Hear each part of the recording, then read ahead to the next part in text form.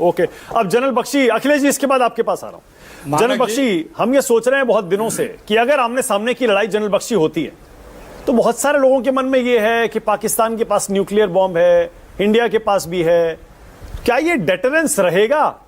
अगर conventional war होती है तो क्या न्यूक्लियर बॉम्ब्स की नौबत तो नहीं आ जाएगी? और अगर वॉर हुई तो कितने दिन टिकेगा पाकिस्तान, क्योंकि इकोनॉमिकली बहुत कमजोर है वो हमसे? जनरल बख्शी, देखिए, सबसे पहला तथ्य मैं बताऊं, पाकिस्तान की इस वक्त शाहरग क्या है? कश्मीर नहीं है, उसकी इकोनॉमी वो टूटने की कागार पे, डूबने की कागार पे है। $8 बिलियन मात्र फॉरेक्स रिजर्व रह गए हैं, भारत के $700 बिलियन हैं। ठीक है साहब, एक लिमिटेड वॉर भी हो जाए, एक चीज निश्चित है, पाकिस्तान की इकोनॉमी डूब जाएगी। अगर पाकिस्तान की इकोनॉमी डूब जाती है, ये देश अपने आप टुकड़ों में बढ़ जाएगा। ठीक है साहब, आप वो हिम्मत तो कर दीजिए, लिमिटेड वॉर कर दीजिए, और कोई नतीजा हो ना हो। हाँ, हमारा नुकसान होगा, फौजियों का होगा।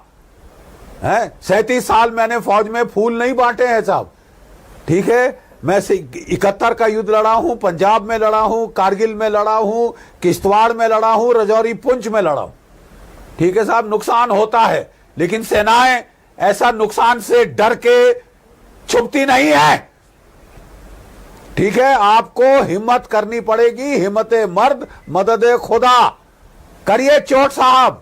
और जहां तक ये न्यूक्लियर गीदड़ भभकी का सवाल है, 1.5 पौए के बॉम्ब, 2 पौए के बॉम्ब जो उनके मिनिस्टर साहब हमको धमका रहे थे, मैं आपको सिर्फ एक चीज याद दिलाना चाहता हूं, कारगिल की लड़ाई 3 महीने चली थी। ठीक है, कितने न्यूक्लियर बॉम्ब आपने पड़ते देखे दिल्ली में या कहीं और भारतवर्ष में? ये कह देना पाकिस्तान के लिए आसान है, करना बहुत मुश्किल है। अभी आप फिर देखिए, रशिया यूक्रेन की वॉर कितने साल चली है? 3.5, और चल रही है।